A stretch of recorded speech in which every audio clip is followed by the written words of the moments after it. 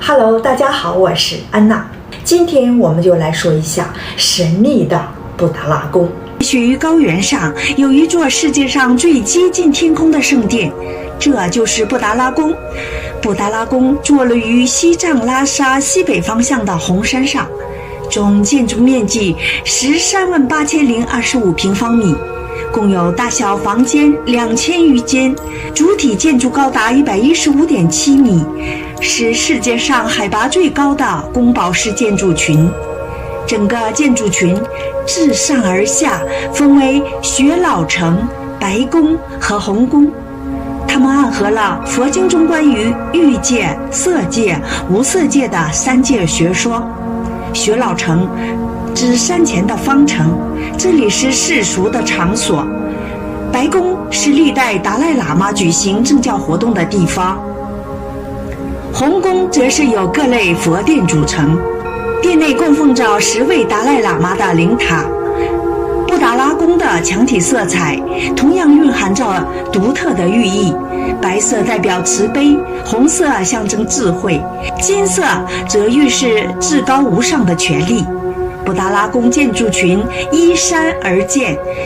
宏伟壮观。它不仅是西藏的政教中心，更是藏民心目中的神圣的地方。经历千百年沧海桑田，虔诚的信仰从未中断过。每逢藏历新年，来自世界各地的藏传佛教信徒们都会自发地聚集在这里，在朝圣的路上，就这么一步三拜地将心中的祈愿寄托佛祖。在远离香客的一个幽密角落，静卧着一间殿堂，这就是布达拉宫中最古老的建筑法王洞。松赞干布就居住在这里，如今这里还保存着松赞干布、大唐文成公主和尼泊尔赤尊公主的雕像。这些表情生动的雕像记录着布达拉宫的前世今生。公元7世纪，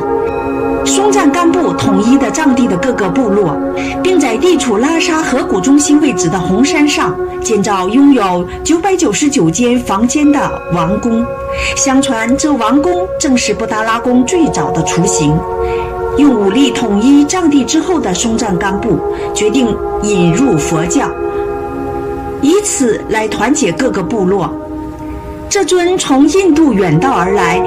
因为时间自在的11面观音像，正是最早传入藏地的佛像。相传松赞干布观世音菩萨是为自己的本尊佛，他所居住的宫殿自然也就成为了世人眼中观世音菩萨的道场。这个在红山上的宫殿也更名为布达拉，意思是观世音菩萨居住的圣地。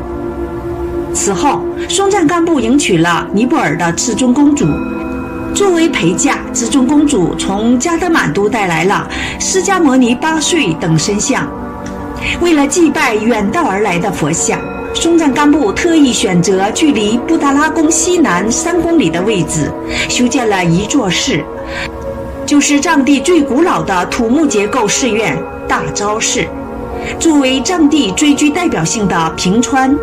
是寺院建筑，大昭寺及其周围环绕的经堂、佛堂、回廊和院落都是不对称的排列布局，明显的区别于汉式寺院的整体结构。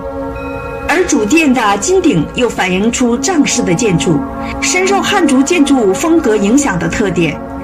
从公元7世纪中叶开始，融合了汉族、印度建筑元素的藏式寺院建筑，成为世界建筑史上一道独特的亮丽风景。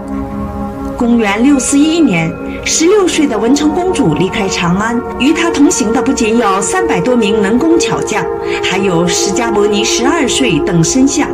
他们和文成公主一起带入藏地。如今，释迦牟尼12岁等身像供奉在大昭寺内，在佛教信徒的心目中，这里正是他们朝圣的终点。在世间所存的众多佛像中，是佛祖释迦牟尼在世时比照他8岁和12岁的身高量身定做。在佛教徒心中，这两尊佛像与释迦牟尼本人别无二致，见到这两尊佛像，就等同于见到了佛祖本人。各地信徒千里迢迢前往门前朝拜，就是希望能够得到佛祖12岁等身像的福泽。随着佛教文化在藏地不断发展壮大，公元9世纪，吐蕃王朝的国王赤巴热金对佛教的推崇达到了登峰造极的地步。然而，狂热的崇拜并没有能换来藏地的长治久安。不久，赤热巴金就被大臣和他弟弟合谋毒死在布达拉宫，吐蕃王朝也随之土崩瓦解，布达拉宫人去楼空。直到公元13世纪，蒙古军队进入藏区，元朝皇帝忽必烈将西藏纳入元朝的版图。此后，西藏成为了中国不可分割的一部分。稳定的政治局势为藏传佛教的发展提供了契机。这时，藏传佛教的格鲁派的开山鼻祖宗喀巴大师来到拉萨，重新修建了大昭寺。公元1409年，藏历新年，宗喀巴召开了第一次拉萨祈愿大法会，从此大昭寺成为藏区最重要的宗教活动场所。公元1462年，五世达赖喇嘛阿旺洛沙嘉措统一了西藏，他决定要在红山上再次建造布达拉宫。6年后，白宫修建完成，五世达赖喇嘛将政权机构从大昭寺迁到了布达拉宫。布达拉宫再次成为西藏地区政教权力的中心。五世达赖喇嘛虽然在西藏建立了地方政权，他认为必须取得清政府的支持。公元1653年，顺治皇帝接见了五世达赖喇嘛洛山嘉措。自北京返回后，五世达赖喇嘛不仅带回了皇帝赠予的大量物品，还带回了清政府授予的金印，再次确认了西藏与清政府的隶属关系。达赖喇嘛的封号也正式得到了清政府的认可。今日盘踞世界屋脊上的布达拉宫是建设在崎岖不平的山上，修建如此宏伟壮大的建筑群，不开挖地基，不破坏山体。300年前的工匠们，他们首先在地基上纵横起墙，